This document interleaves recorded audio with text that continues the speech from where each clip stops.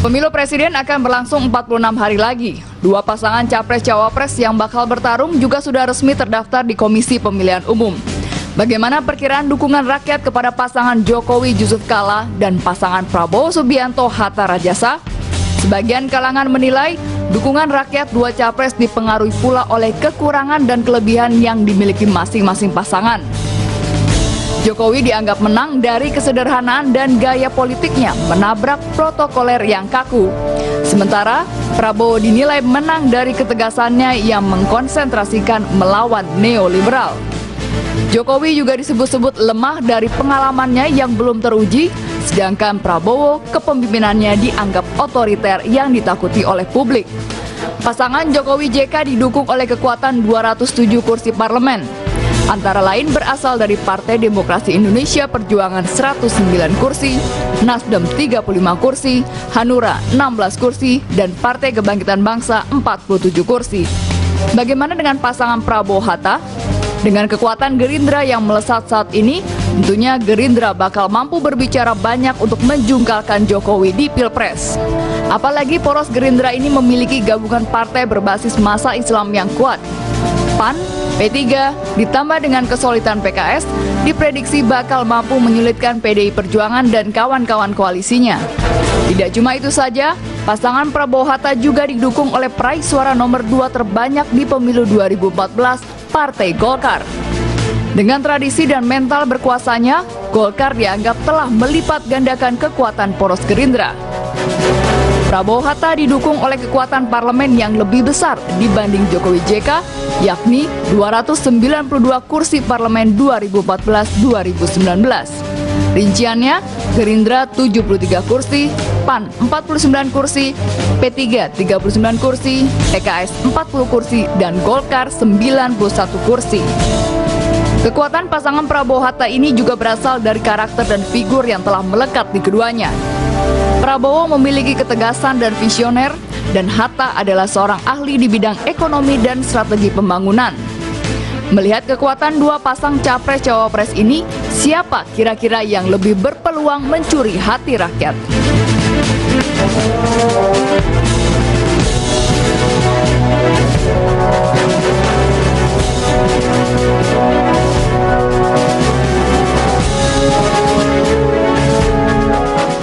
Dukungan yang mengalir ke masing-masing capres. Malam ini kita akan membaca peta dukungan terhadap dua capres tersebut, termasuk tadi itu siapa yang lebih berpeluang dilihat per hari ini ya, karena tiap hari selalu saja ada manuver yang tentu saja ini berpengaruh pada citra masing-masing capres. Saat ini di studio sudah hadir narasumber. Yang pertama ada Pak Jazilul Fawais, Wakil Sekjen Partai Kebangkitan Bangsa, tim sukses Jokowi JK. Assalamualaikum. Waalaikumsalam Mbak Rahma.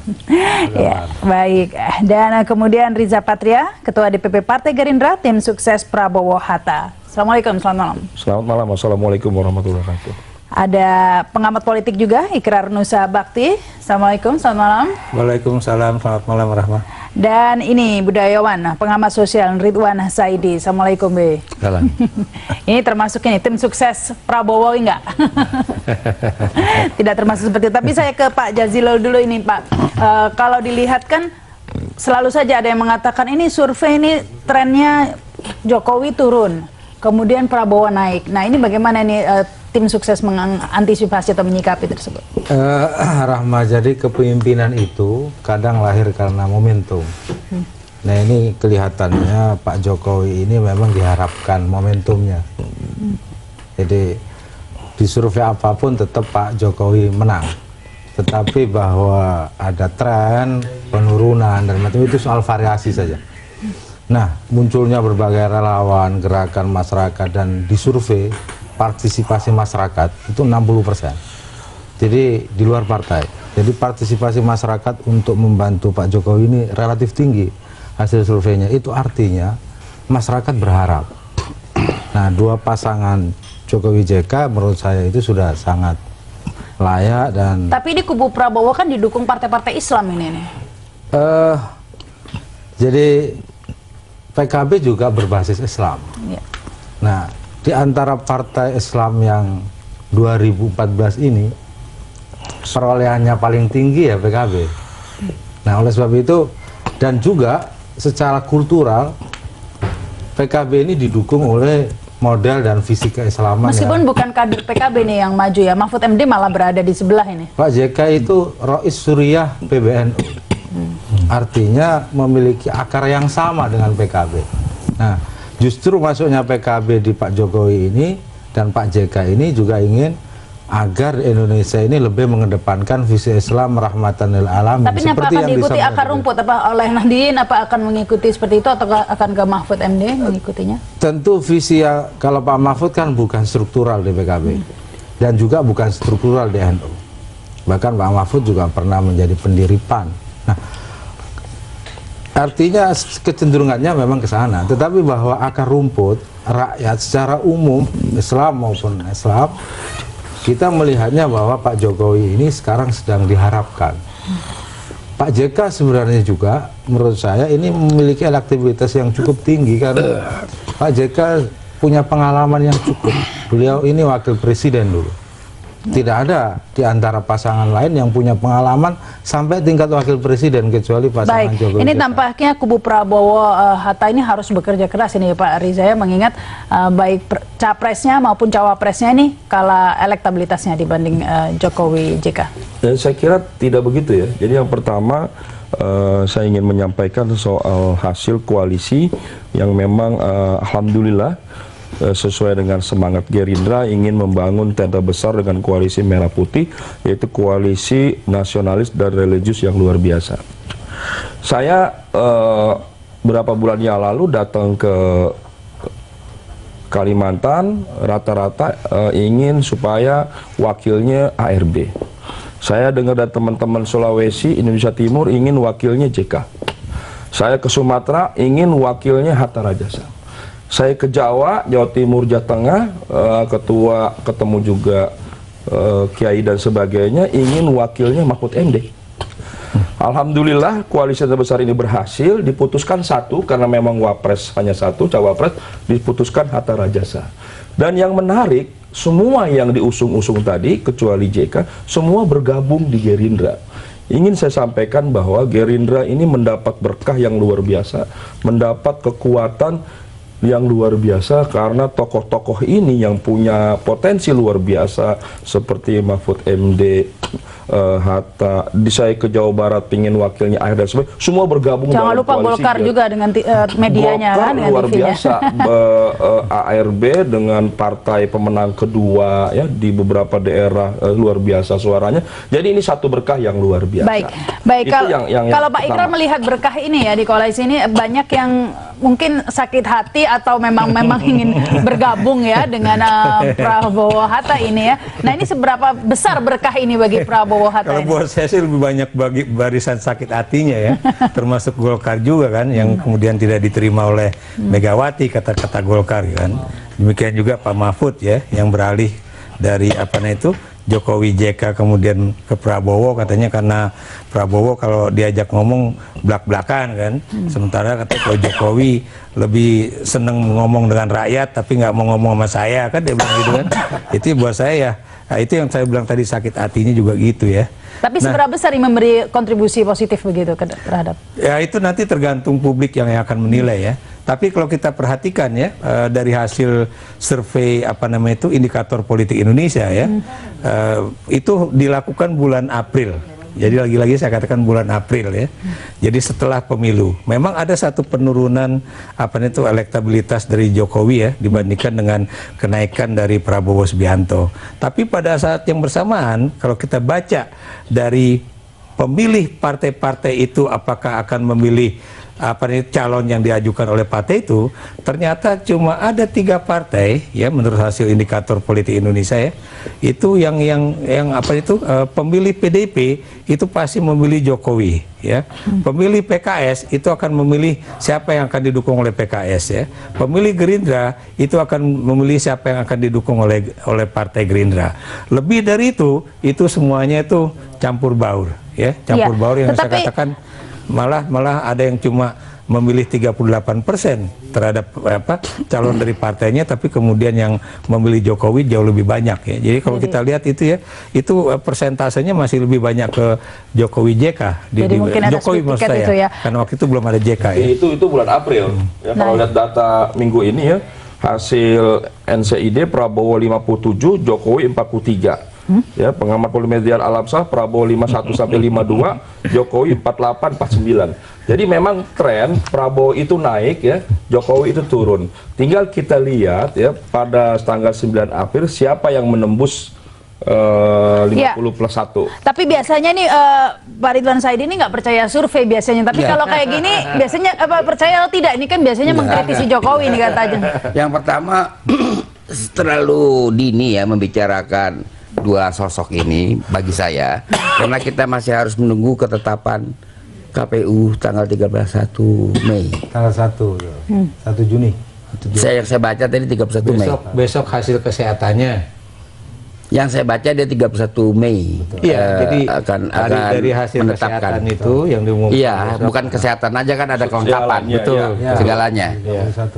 Yang di situ dulu saya masih menunggu karena juga ada persoalan di luar kan, masalah hukum di luar tentang bis Transjakarta.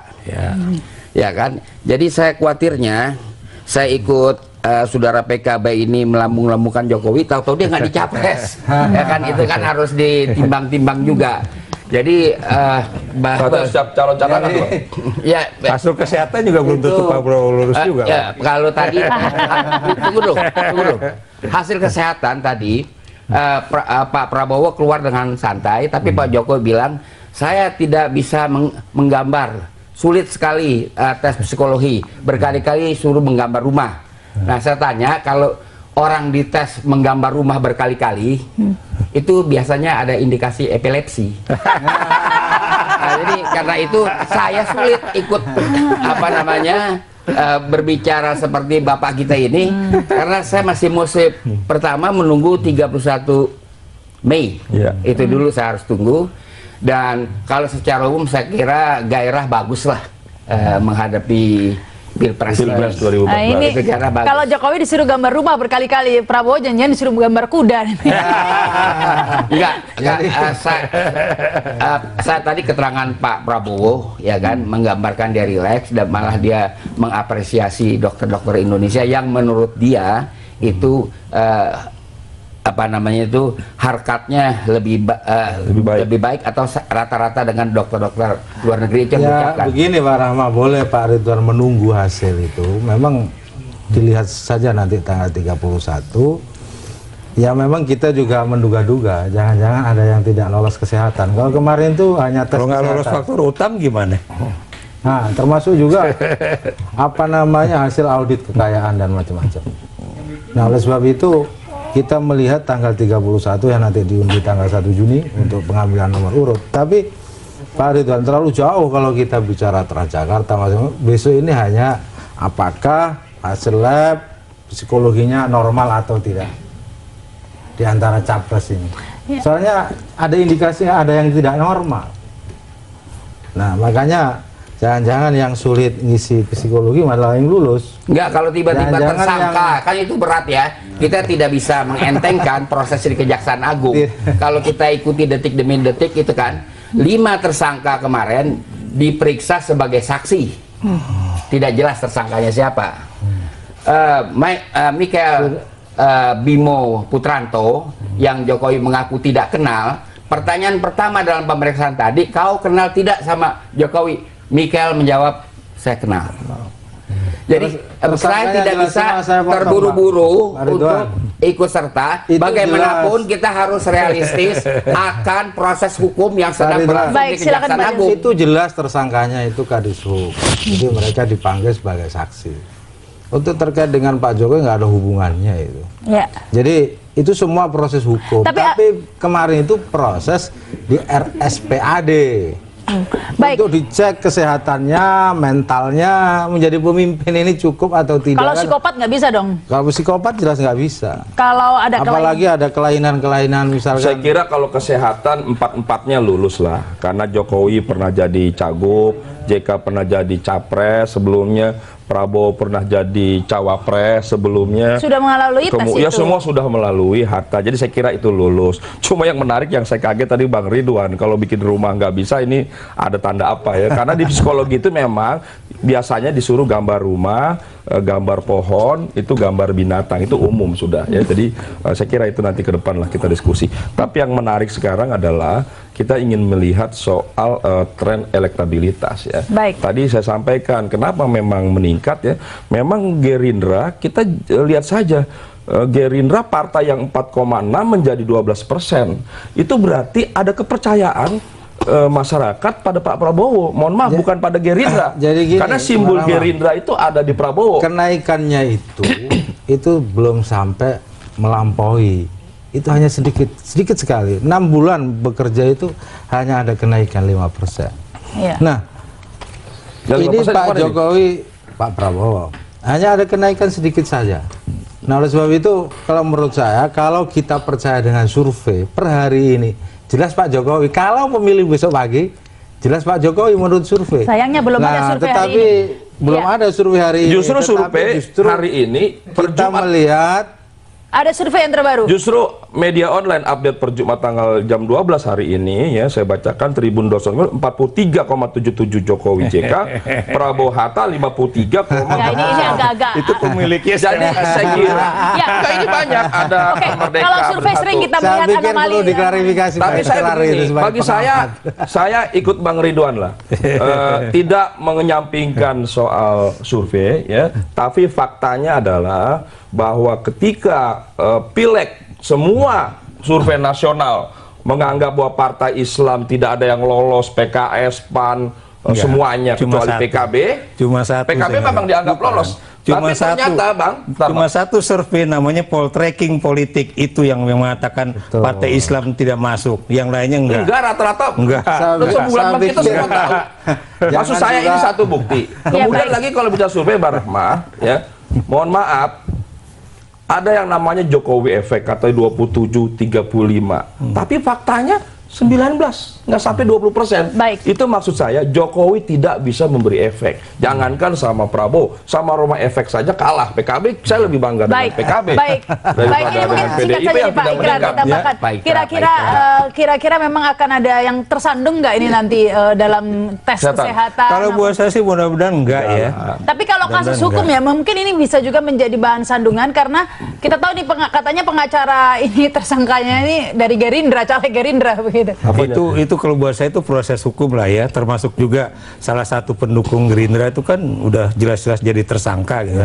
Oh itu udah pasti ya. Ketua Surya Dharma Ali. yang nggak ada hubungannya itu. Tapi PDIP paling banyak kalau bicara kasus korupsi. Itu kasus lain. Enggak, maksudnya pengacaranya dari Gerindra, pengacaranya tersangkanya. Kalau buat saya sih lebih baik kita fokus aja apakah memang peluangnya Jokowi atau Prabowo. Tidak akan ada yang mempolitisir kasus-kasus hukum ini. Yang jelas si siapa Ahok kan udah ngejawab sendiri, nggak ada tuh. Padahal Ahok orang Gerindra. Iya, baik. Kita akan lanjutkan lagi pemirsa setelah pesan-pesan berikut ini. Kalau saya bunuh langsung membunuh. Anda kembali bersama kami dalam Ada Apa Berita. Ini sudah diskusi duluan, tapi saya ke Pak Ikrar. Iya, Pak Ikrar mengingat ini tampaknya persaingan sangat ketat ya, begitu pendukung maupun tim sukses saling serang. Nah, tampaknya memang harus benar-benar bersih dari, harus berhati-hati dengan kelemahan begitu. Ini kan akan dicari-cari kelemahan masing-masing. Bukan, kalau buat saya sih persoalan kampanye itu ya memang itulah kampanye, dan buat saya memang pemilu 2014 ini yang paling ini ya, paling ketat, bukan paling kasar juga lah ya. Tapi buat saya lagi-lagi ya, saya tidak ingin bicara masalah itu karena nanti biarlah rakyat yang akan menentukan siapa yang benar siapa yang salah ya.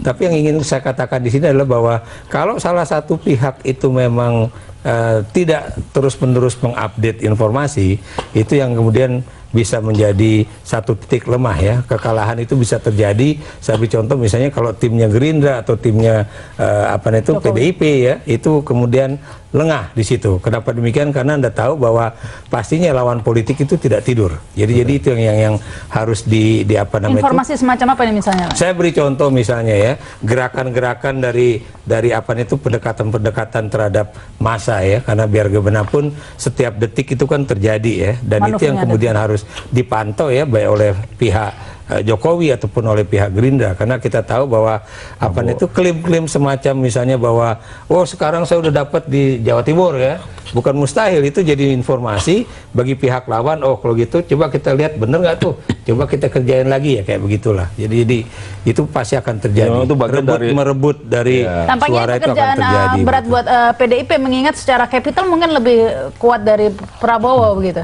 Jadi gini, ini urusan kapital saya yakin sama lah.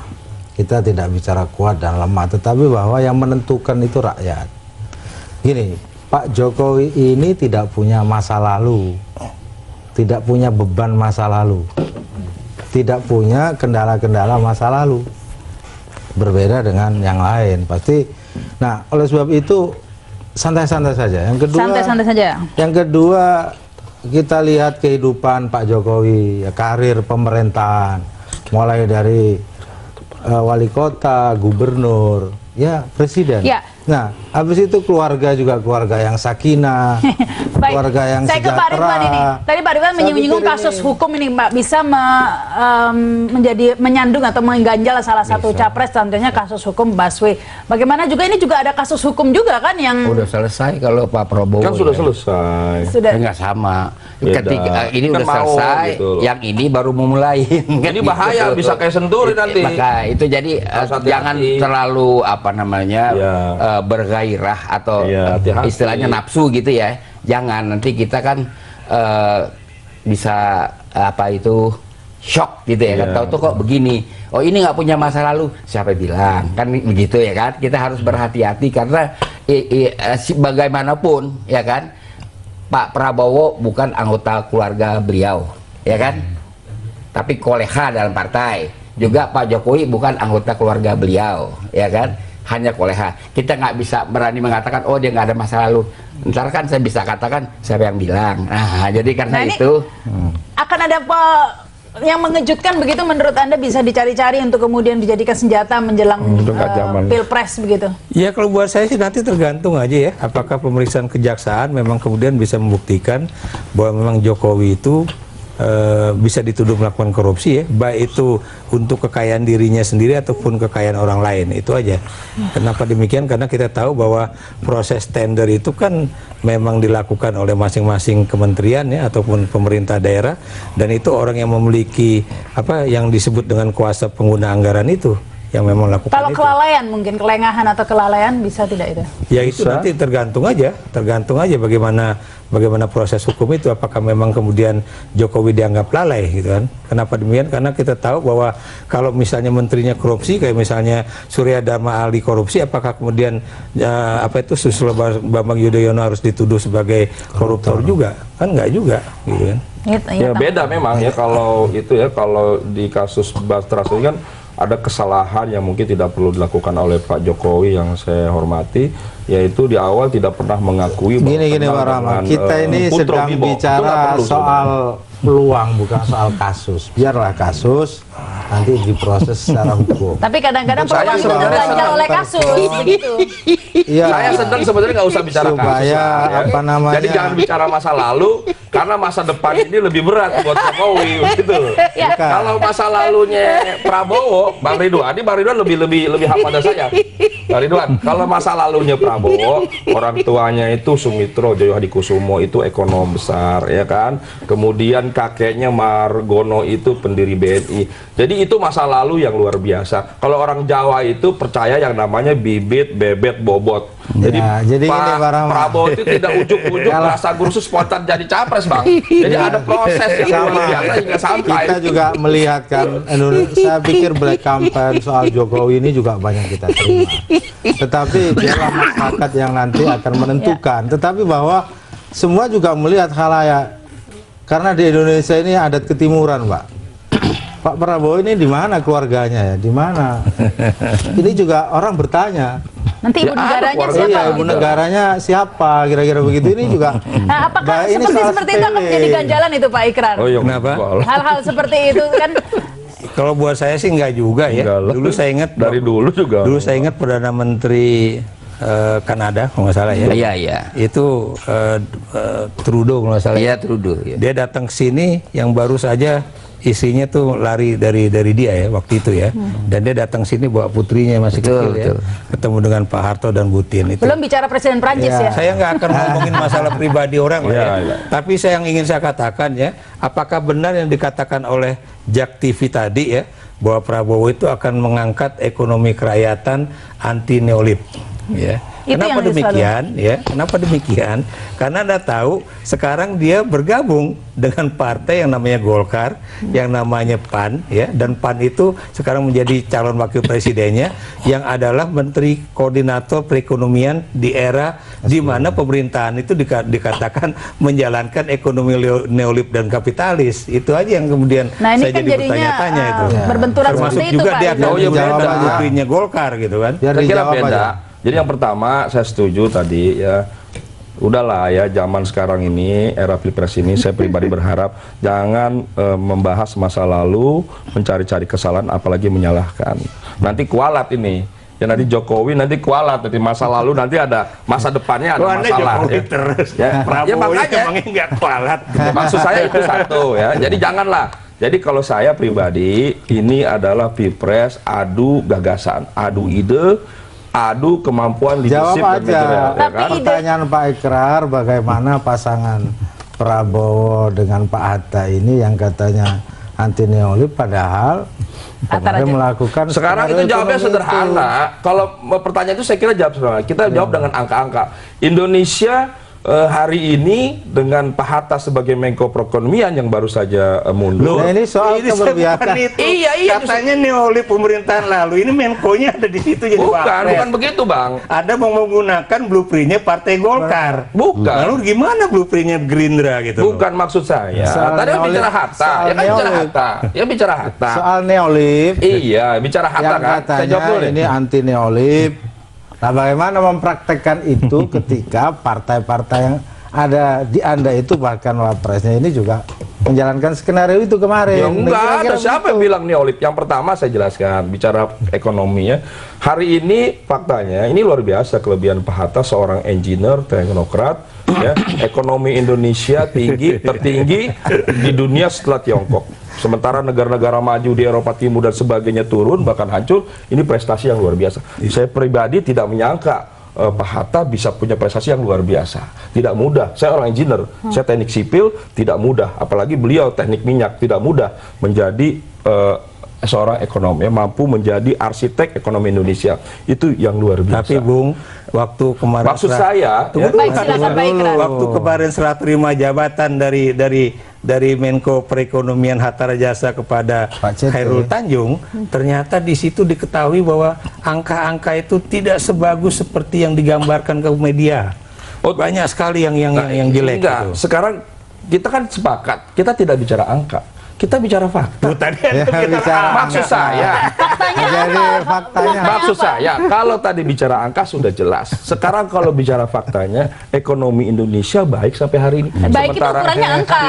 Iya, Apa sementara baik? negara-negara lain kan kita tahu di Eropa, di mana-mana kita prestasi Baiknya kedua. ukurannya angka, sementara angkanya kata Pak Ikrar tadi. Angkanya baik, Indonesia perekonomian pertumbuhannya Yang- nomor 2 di angka dunia. yang muncul ke koran itu tidak Bang, kita sebaik tidak- dibandingkan realitas Oh, tidak yang begitu, ada. Bang. Oh, realitas. Itu tidak seperti Realitasnya. itu. Justru yang terjadi, ini angka bukan angka ada dalam negeri, ini angka internasional. Iya, iya. Rujukannya internasional, Justru Bang. ini, Kita Bang bicara Rahmat. ekonomi nggak bisa dibohongin. oleh karena itu Pak Jokowi memang ingin mengangkat pemberdayaan ekonomi kerakyatan.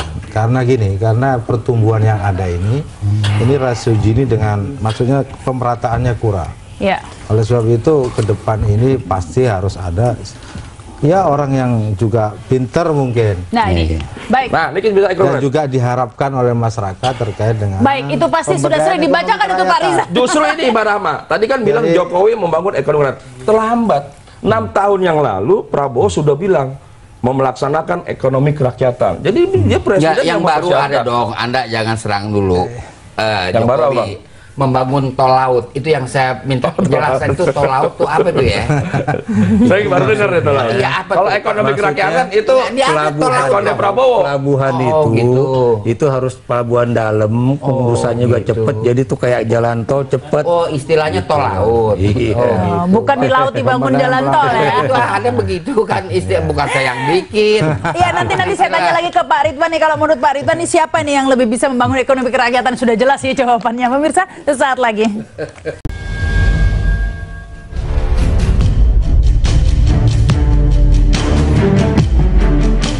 Jelang pemilu Presiden 9 Juli 2014, panggung politik nasional diwarnai dengan akrobat politik sejumlah tokoh. Aksi dukung-mendukung terhadap pasangan Capres dan Cawapres pun makin marak. Yang cukup mengejutkan adalah aksi yang dilakukan politisi Partai Hanura Haritanu. Ketua Dewan Pakar Partai Hanura yang pernah diusung sebagai bakal cawapresnya Wiranto ini menyatakan mendukung Prabowo Hatta. Padahal Partai Hanura dan sang Ketua Umum Wiranto mendukung Jokowi JK. Kamis malam, calon Presiden Prabowo Subianto berkunjung ke kediaman Haritanu di kawasan Kebayoran Baru, Jakarta Selatan. Aksi mengejutkan juga dilakukan peserta konvensi calon Presiden Partai Demokrat Anies Baswedan. Setelah konvensi berakhir dan Partai Demokrat menyatakan netral dalam pemilu presiden, Anies Baswedan menyatakan mendukung pasangan Jokowi JK. Anies beralasan dalam pasangan Jokowi JK terdapat nuansa kebaruan yang dibutuhkan bangsa Indonesia untuk 5 tahun ke depan.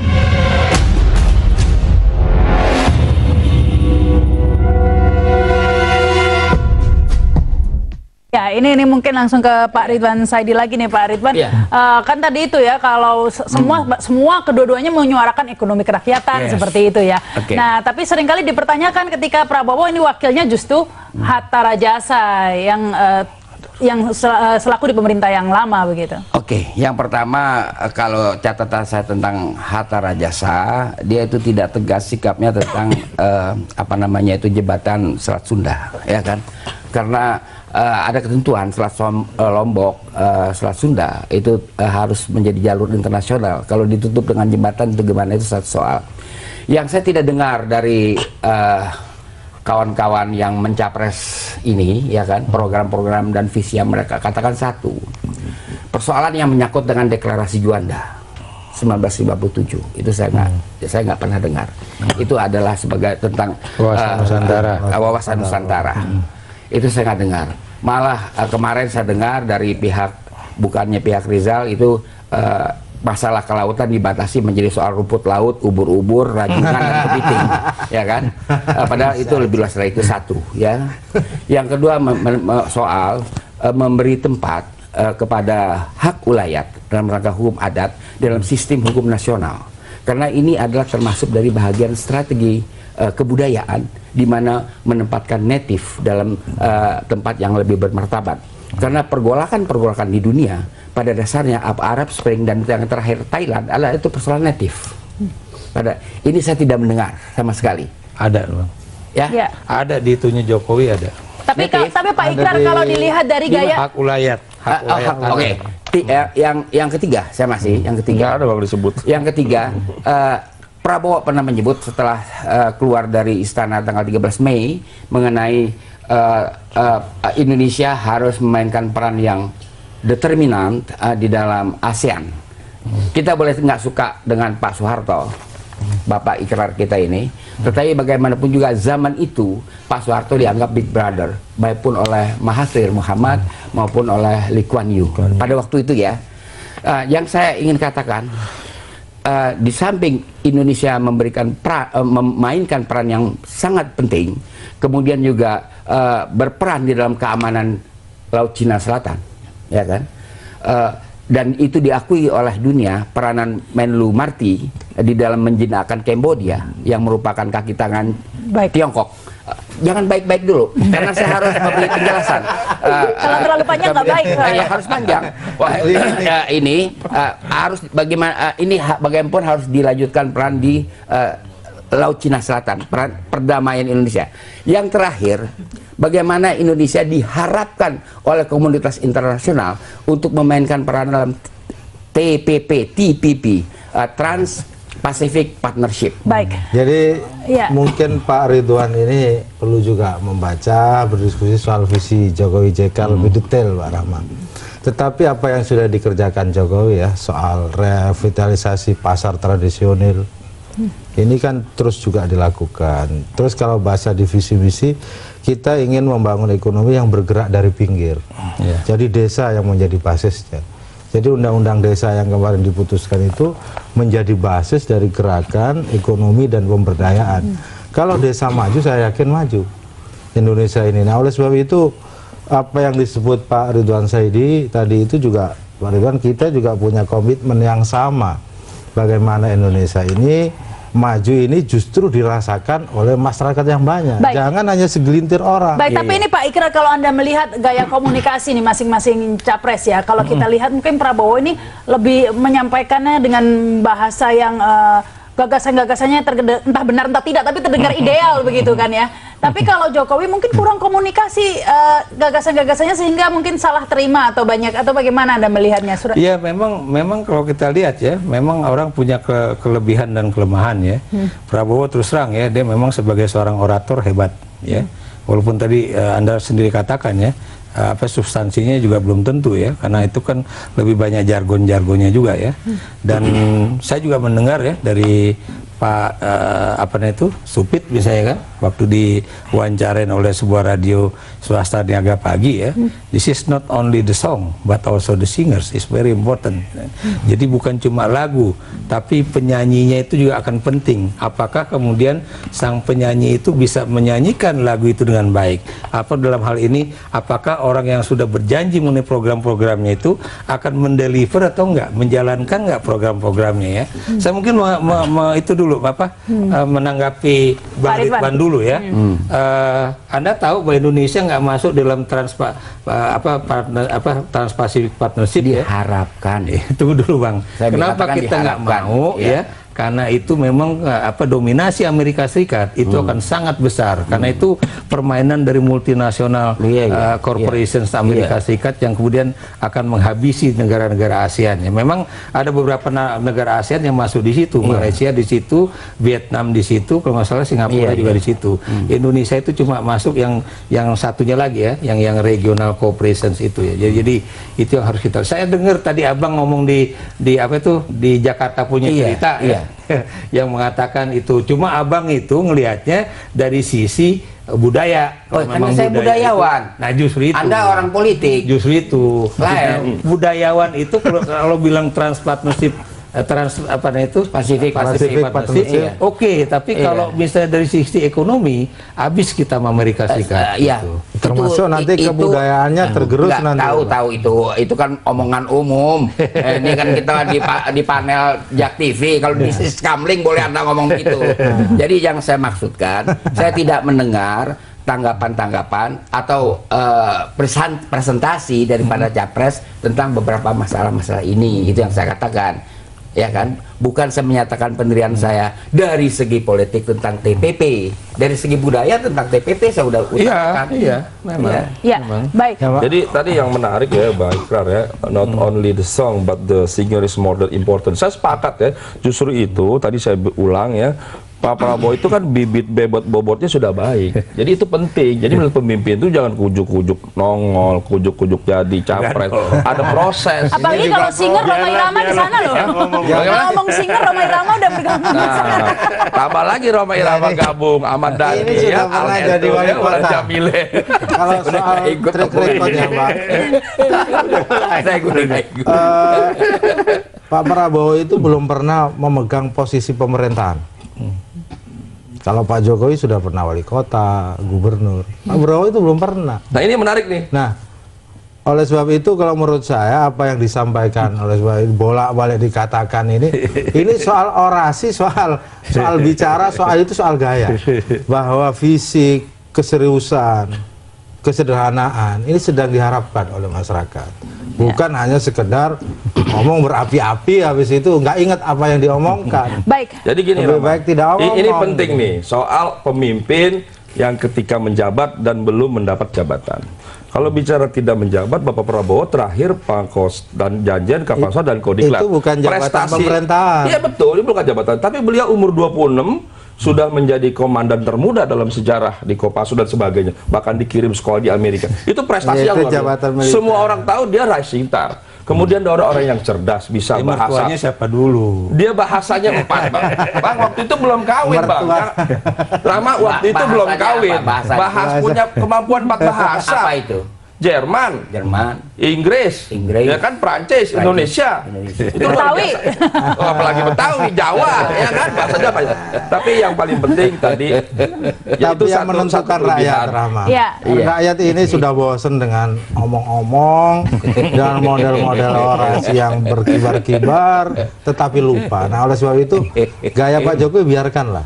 Apa yang bisa diomongkan, apa yang bisa dikerjakan untuk rakyat, itulah yang dikerjakan. Justru Rama bicara apa yang dikerjakan, ini kelebihan Bapak Prabowo. Dia tidak sedang menjabat. Kalau Jokowi kan ada fasilitas uang, APBD, ya kan, ada SDM, ada semua mobil disiapin semua. Pak Prabowo semua sendiri. Tapi dia telah membuat bagi rakyat, membantu dan sebagainya. Itu suatu bukti bahwa perusahaannya jalan. Tapi Pak pabrik kertas yang mau dijual. Pak Riza kan itu yang dikantongin itu isinya Pak program-program visi misi itu kan ya. Ini program, nah, kan selalu dituliskan. Itu yang kapan? Kita ini program Partai Gerindra, 6 program aksi. Tapi kan baru tulisan. Kalau ini kan katanya sudah dilakukan. Ini sudah dilakukan. Kalau gitu, Mbak Rahma, kita Mbak Rahma 2 periode jadi ketua umum HKTI.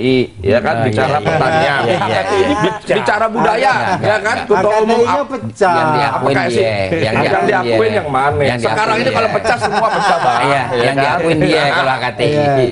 Jadi bicara budaya, pecah silat 2 periode, luar biasa. Kalau soal pemerintahan, ya kita cek jabatan pemerintahan dan apa yang dilakukan dan gimana rakyat melihatnya.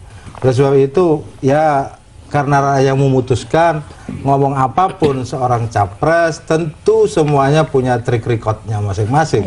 Oleh sebab itu Pak JK ini juga kita lihat dan kita pandang, ini orang yang juga memiliki sense terhadap rakyat, terhadap masyarakat, dan punya pengalaman. Tapi Prabowo ini adalah pencak silat deh. Maksud saya, beliau sebagai orang sipil ya, sejak purnawirawan itu punya kemampuan yang luar biasa di sosial dan sebagainya. Contoh yang sederhana ya, beliau Facebooknya 5 juta. Bang, ini kan pengakuan masyarakat, ya kan? Jadi ini pengakuan masyarakat itu belum menjabat, Bang. Itu belum menjabat. Facebook itu nggak ada rakyatnya. Presiden maya nanti jadinya. Baik, kita lanjutkan nanti pemirsa, kami segera kembali. Pemirsa, kalau di sini nih sudah ramai ya, saling mendukung. Nah, tapi ini bagaimana kata rakyat atau pemirsa ini? Kami mengajak Anda, pemirsa Jak TV, untuk berpartisipasi dalam polling calon presiden dan calon wakil presiden melalui website kami www.jaktv.com dengan membubuhkan dukungannya pada salah satu pasangan calon. Nanti kita akan lihat ini hasilnya. Survei sendiri ini ya. Survei sendiri ya, Rama ya. Iya, baik kita lanjutkan diskusi tadi nih ya. Mungkin dari Pak Ikrar Nusa. Saya belum selesai tadi menanggapi beliau. Kan beliau kan pengen supaya kita itu menjadi pemimpin ASEAN. Iya, ya kan? Bagus ya. Tapi Anda lihat bagaimana pandangan orang mengenai Prabowo ya. Kita memilih Prabowo kalau supaya Prabowo tegas dan nanti bisa tegas terhadap Malaysia ya. Jadi tegasnya itu yang menakutkan ya, itu. Pemimpin ASEAN tuh nggak harus begitu, Bang. Jadi harus kayak Jokowi. Bukan. Nggak bikin paket dong, ini kan ada dua. Masa Anda segala gagasan saya ditimpakan ke Prabowo, harus ditimpakan ke Jokowi juga. Iya. Nah, kalau yang namanya pemimpin itu, pemimpin yang baik, leader, itu adalah bagaimana itu yang namanya visi itu kemudian bisa dijalankan dan bisa mencapai tujuan. Bagaimana visi Indonesia itu bisa jalankan dan bisa mencapai tujuan. Oh gitu. Iya, jadi itu normatif. Masalah-masalah ke depan yang dihadapi Indonesia karena dengan perubahan-perubahan ini mau nggak mau mereka harus menyampaikan mereka punya pandangan di bidang itu, dan saya mengatakan saya tidak mendengar, cuma umum, ini untuk rakyat loh, ini untuk rakyat loh, cuma umum aja. Lebih itu kan rincinya belum gimana? nyampe ke itu. Sampai pembahasan Pak itu. Jazuli, tapi bicara soal tegas ini tadi ya, banyak yang kemudian meragukan Jokowi ini karena kan kita tahu seringkali kita ini di mata internasional dilecehkan begitu ya di Amerika. Jadi begini Mbak, soal ketegasan itu rakyat itu seakan-akan melihat soal performance. Pak Jokowi ini karena krempeng terus nggak dianggap tidak tegas. Tegas itu sikap, pendirian. Oleh sebab itu saya melihat apa yang Pak Jokowi ini orangnya memang sikapnya, performanya kayak tidak tegas, tetapi kalau mengambil keputusan dan sikap tegas. Justru gak tegas Soal Jokowi. lelang jabatan, soal apa ini. Jadi karena rakyat melihat karena cuman kerempeng saja, terus dianggap tidak tegas. Saya yakin. Silakan nih Pak Riza. Ya kalau bicara tegas, justru Jokowi tidak tegas. Ya ketika orang itu menjadi cawagup, memutuskan dari 5 tahun, kemudian berpindah, tidak konsisten. Orang yang tidak konsisten itu tidak tegas. Ya. Dan orang yang tidak konsisten itu orang yang tidak amanah. Saya sebetulnya membanggakan ya, tahun 2019 ada seorang presiden yang luar biasa namanya Jokowi. Itu saya pribadi, 2019. Jadi sebetulnya suatu berkah bagi Jokowi jadi gubernur di DKI. Terima kasih ke Pak Patria karena pimpinannya lahir lebih dulu. Justru maksud saya Rahma, berkah bagi Jokowi diberi kesempatan jadi gubernur DKI. Baik. Karena ini satu momentum bagi dia untuk latihan. Baik, Pak Riza, Kalau sekarang jadi capres, belum, ini masih tokoh lokal. Pak Riza, kalau Anda Gitu loh, meragukan belum tokoh nasional. Kalau Anda meragukan ketegasan Jokowi, bagaimana dengan Prabowo? Apakah sudah tegas dalam bidang apa nih Prabowo? Seperti kata Pak Ikrar, tegas ini bukan tegas yang menakutkan, bukan banting asbak atau kelihatan tegas, bukan. Rama, Tapi tegas itu bukan diucapkan, tapi direalisasikan. Beliau itu masih muda, turun langsung ke Timur-Timur memimpin. Sekarang Dulu ke Papua, ya, waktu tentara. Ke Papua membebaskan ekspedisi Lawrence. Maksud saya, adakah Wilfrida itu. bukan Wilfrida Bang, bukan itu Wilfrida Bang, siapa Bang, itu beda. Waktu masih jadi danjen, beliau memimpin langsung pembebasan itu militer, yang maksud di saya, sipil. begini Bang, tidak ada ketika sejak Kalau militer ya memang harus begitu. Oh, beda. Hierarki. Kalau Nah, pada sekarang jabatan di danjen itu sipil, nggak ada yang turun langsung memimpin. di HKTI nggak jelas. Loh, kata siapa nggak jelas? Justru programnya Pecah, sangat gitu jelas. loh Pak. Jadi kita belum pernah melihat apa sih sebenarnya ketegasan Tapi yang dimaksud. lepas dari itu Pak Ikrar, ya harus diakui juga ya, jika seseorang bisa memimpin di lapangan meskipun dalam bidang militer begitu, itu kan dibutuhkan ketegasan tersendiri. Betul. Memang seperti itu. Nah, Tidak sembarangan. Mbak Rama, kita mengirim Indonesia menjadi negara pertama di Asia Tenggara yang mencapai Mount Everest. Itu prestasi yang langsung dipimpin oleh Bapak Prabowo. Tidak gampang, Rama. Jadi tapi apakah itu bisa applicable dalam pemerintahan di kepala negara? Soal leadership. Leadership itu macam-macam, integritas termasuk kompetensi dan kapabilitas. Dia tuh mumpuni dalam hal pakai itu. bukunya ini aja deh ya. Itu bukunya itu nanti Anda baca ya. Itu tulisannya Yosef Nye ya. Leadership and Power ya. Leadership and power itu beda ya. Kalau kita punya power belum tentu kita memiliki leadership. Tapi kalau kita punya leadership itu udah pasti kita bisa menjadi seorang manajer yang baik dan bisa menjadi punya power juga yang baik ya. Nah, persoalannya itu adalah leadership di dalam kemiliteran itu beda dengan leadership di kalangan sipil. Kenapa demikian? Sebab kalau dalam kemiliteran ini menurut Yosef Nye ya, itu just to give the command ya, memberikan komando yang kemudian jawab siap.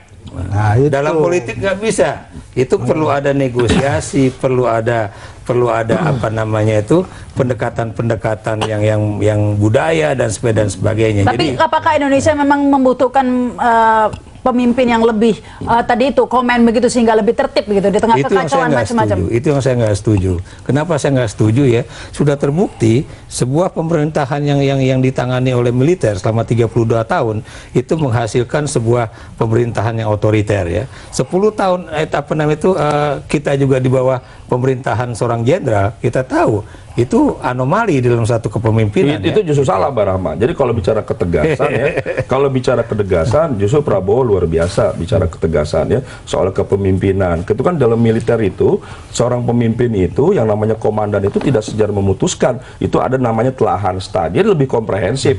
Jadi yang namanya tentara sekalipun menganut komando, dia lebih tertib. Lebih tertib itu maksud saya ada proses berjenjang didengarkan. Jadi istilahnya kalau di Kejaksaan Agung yang disebut ada gelar perkara. Power mungkin perlu Jadi ada proses. Nanti aja kita harus break dulu. Pemirsa, ada apa berita akan kita lanjutkan lagi setelah pesan-pesan berikut ini. Memimpin tim pemenangan ini, saya sama sekali tidak mencabut dukungan kepada PKB karena dukungan itu sudah diberikan pada saat pileg dan itu takkan pernah bisa dicabut lagi. Maka kepada teman-teman PKB yang seaspirasi dengan saya, tak perlulah juga mencabut dukungan kepada partai kita, tetaplah mendukung PKB. Tetapi kalau soal pemilihan presiden, kita memilih sendiri-sendiri sesuai dengan keyakinan tentang siapa yang paling bisa diberi amanah dengan segala kekurangan dan kelebihan. Sebab pemilihan presiden itu sepenuhnya adalah pemilihan pemimpin yang bersifat personal. Pengikut partai apapun tak bisa diikat untuk mengikuti pilihan partainya dalam Pilpres ini. Mereka bebas memilih yang terbaik dari pasangan capres-cawapres yang tersedia. Maka dengan Bismillahirrahmanirrahim, saya nyatakan memulai berjuang bersama pasangan Prabowo Hatta dengan memimpin tim pemenangan pasangan tersebut. Assalamualaikum warahmatullahi wabarakatuh. Bapak Jazil, bahwa memang kan di PDIP kubu Jokowi ini banyak yang Prabowo lebih banyak gitu pendukungnya, banyak yang beralih ke Prabowo. Mahfud MD ini salah satunya, Rhoma Irama begitu kan. Enggak, ini ya tadi Pak Anies Baswedan ikut kita, Bu Khofifah ikut kita. Jadi ini kan hanya simbol-simbol saja. Nah, kita lihat mana yang konsisten di antara tokoh-tokoh itu. Jadi Demokrat di luar. Kalau bahasanya Pak Ikrar itu ngelihatnya kalau di kelompok sana itu banyak yang barisan sakit hati.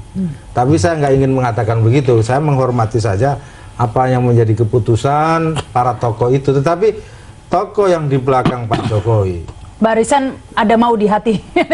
ini memang karena Jokowi menarik hati. Jadi itulah yang menurut saya patut diapresiasi. Nah, kalau tokoh-tokoh politik seperti Pak Mahfud yang kemarin juga berjuang dan kita juga perjuangkan menjadi calon wapres, kemudian tidak berhasil, ikut di kelompok sana, kita hormati. Tapi Pak Jazilul harus juga bicara soal ketegasan tadi ya. Anda tadi sudah menyebut sendiri, wah kalau Jokowi kerempeng begitu ya. Ini apakah tidak kesannya bagaimana ya, seorang presiden yang satu naik kuda begitu gagah gitu ya, yang satu ini itu cara berpikir yang tradisional, Mbak. Ini era digital. Tapi kan memilih kita bagaimana? Kepemimpinan leadership yang dimaksud oleh Pak Ikrar, justru seorang pemimpin itu harus mampu menggerakkan semua resource kekuatan yang ada, dan itu sifatnya tidak otoriter.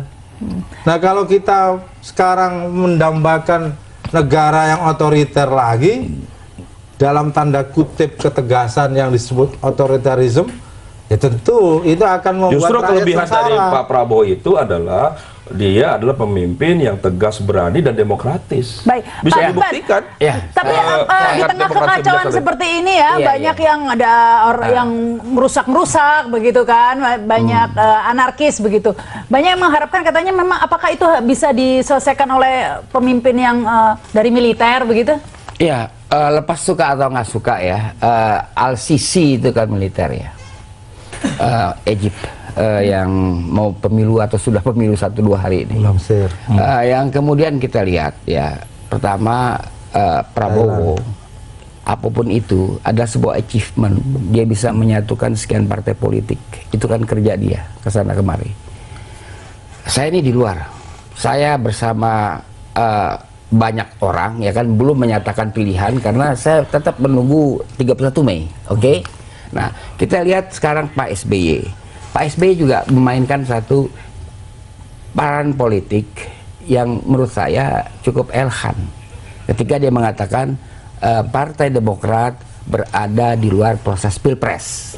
Dan kata-kata ini kan masih koma, ya kan? Masih kita tunggu lagi, ya kan, hari-hari ke depan.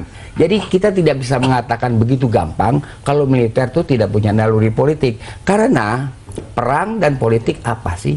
Perang pakai bedil, politik kagak, kan gitu, ya kan? Tapi dalam soal strategi siasat itu tetap nah, kita belajar strategi politik pun kita harus belajar Clausewitz juga. Tapi Pak Ikrar, dikotomi militer sipil ini apa masih menjadi pertimbangan masyarakat kita ya? Mengingat banyak orang yang lebih percaya jika militer berarti lebih aman, begitu kan, lebih tertib. Enggak juga. Buktinya SBY kan selama 10 tahun ini kan tidak bisa menangani masalah-masalah adanya kelompok-kelompok masyarakat yang menyerang kelompok masyarakat yang lain. Ya. Itu contoh ya, dia tidak mau tegas ya.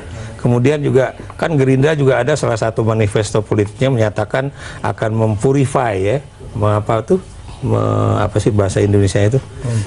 Memurnikan ajaran agama. Apa yang dimaksud dengan memurnikan ajaran agama?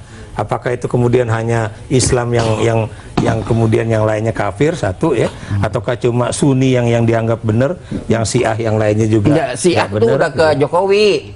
Nah, maksudnya Pak Ikrar. Bukan maksud saya. Iya, karena itu dia kagak diurus sama Gerindra. Dia udah ke Jokowi ya. Apakah yang benar itu yang ini yang itu? Itulah. Baik, silakan Pak Jajil. Apa yang disampaikan oleh Pak Ikrar soal agenda purifikasi agama itu bagi kami PKB melihat dari jauh ini bahaya. Karena kebebasan beragama, terus kemudian negara lahir, negara turun tangan untuk memurnikan. Jangan-jangan menggunakan kekerasan. Nah, terus siapa yang murni sebenarnya begitu kan? Bukan, artinya itu ada dalam visi dan misi. Nah, di pihak sana. Oleh sebab itu kita sebenarnya kalau di kubu Prabowo ini kita ingin katakanlah agama di kubu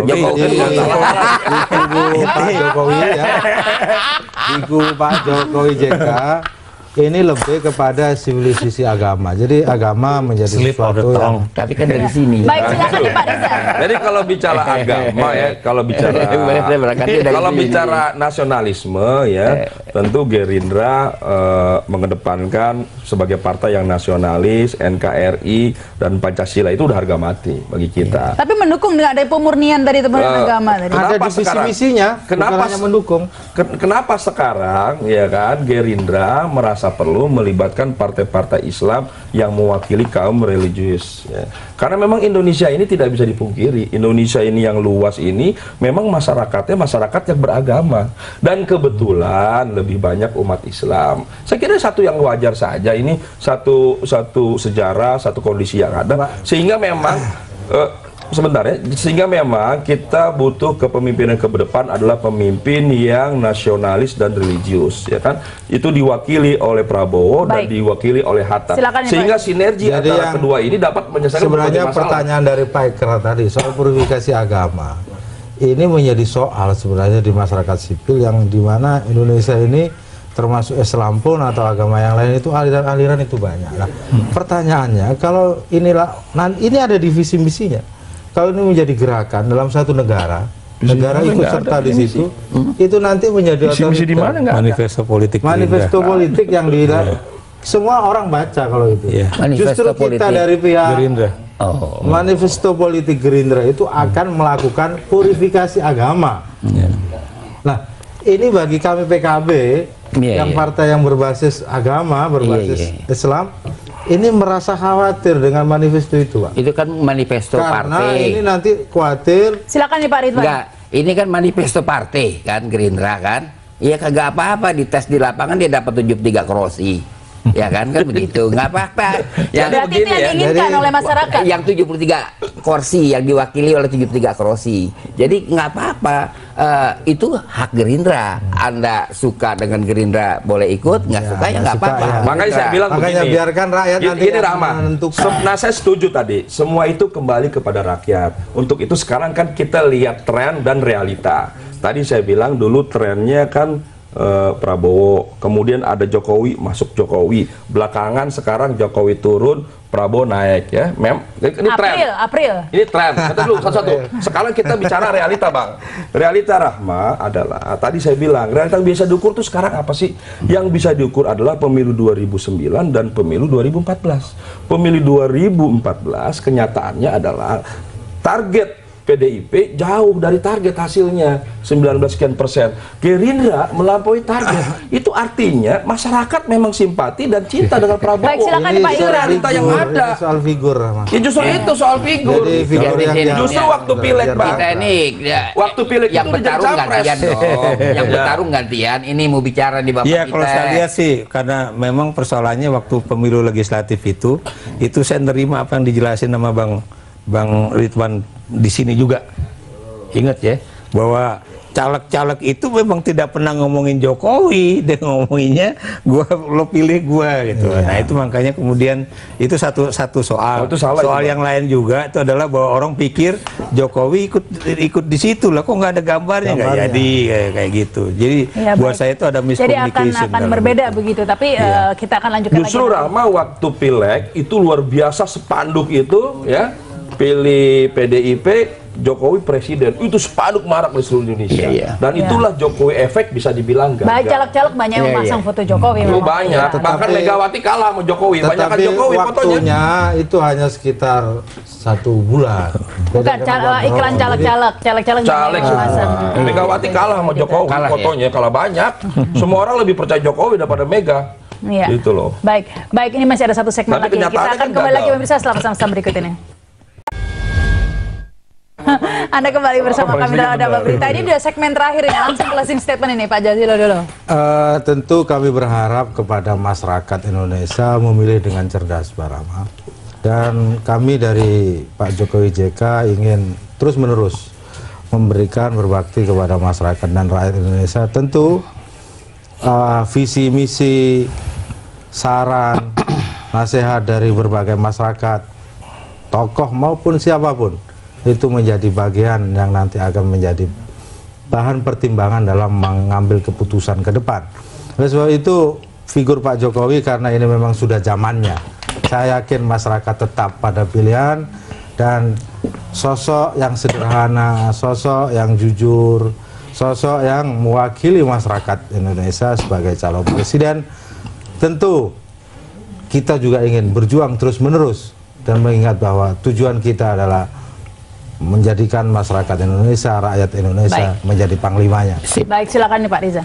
Ya, jadi saya kira memang Pilpres ini menjadi momentum penting bagi bangsa Indonesia. Untuk itu memang kita berharap masyarakat jangan sampai salah memilih ya. Memilih pemimpin itu harus melihat bibit, bebet, dan bobotnya. Kemudian harus melihat perjalanan orang sejak lahir hingga hari ini apa yang diperbuat. Jadi jangan melihat pencitraan orang di media. Lihatlah orang-orang yang pernah dekat dengan pemimpin ini, apa yang telah diperbuat, apa yang pernah dibantu, apa karya nyatanya, itu jauh lebih penting. Bapak Prabowo adalah pemimpin tidak hanya tegas dan berani, dia orang yang demokratis, dia orang yang bijaksana. Satu contoh yang sederhana, supir yang sudah lama pensiun, pembantu, sampai hari ini masih diurusin makannya, rumahnya, sakitnya, tidak selesai begitu saja. Itu orang yang dekat. Orang yang jauh, dia bantu. Saya sering sampaikan, di dapil saya Cianjur, itu masyarakat itu memanfaatkan tanah beliau yang sekian banyak hektar itu selama 15 tahun lebih untuk bercocok tanam. Tidak pernah diminta dan sebagainya. Ini satu bukti nyata bahwa Prabowo itu orang yang tidak hanya ada di dekat masyarakat, tapi memang telah berbuat bagi masyarakat dan dekat di hati. Baik, silakan ya Pak Ikrar.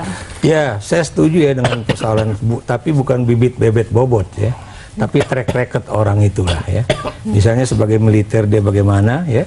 Apakah karirnya itu sampai jenderal atau berhenti tengah jalan gitu ya? Sebagai pengusaha tuh apakah perusahaannya itu pada berhasil atau enggak ya?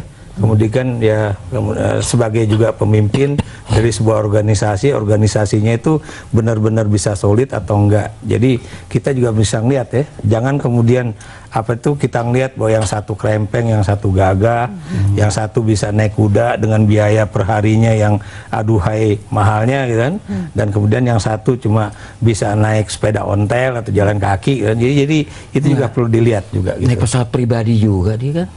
Waktu itu. Jadi justru nggak tahu dari mana dia dapat. Dia kan naik pesawat pribadi. Dulu menjadi gubernur bilangnya mau naik Kijang, naik Land Cruiser juga. Jadi memang ada ketidakkonsistenan. Sekarang giliran oh iya, jangan paham. Silakan ini, B. Kalau saya secara pribadi, saya belum mempunyai pendapat. Saya tetap menunggu 31 Mei dan menunggu ketetapan Kejaksaan Agung tentang tersangka baru, karena itu sudah dibunyi-bunyikan soal tersangka baru itu dulu, dan saya rasa rakyat tentu akan mengikuti ya, bahwa Pilpres juga ada persyaratan, ada kelengkapan dan sebagainya. Nah itu juga kita tunggu. Barangkali besok-besok itu ada berita-berita ya kan yang menggelegar, mungkin saja. Oleh karena itu saya bisa memahami pendirian Presiden SBY bahwa sementara ini dia berdiri di luar proses Pilpres, saya rasa itu. Baik, terima kasih nih Pak Ridwan, Pak Ikrar, Pak Rizal, terima kasih sama-sama. Jazilul, dan pemirsa Ada Apa Berita masih akan terus menemani Anda hingga pukul 11 malam nanti, jadi tetap bersama kami di JAK TV ini. Thank you, terima kasih.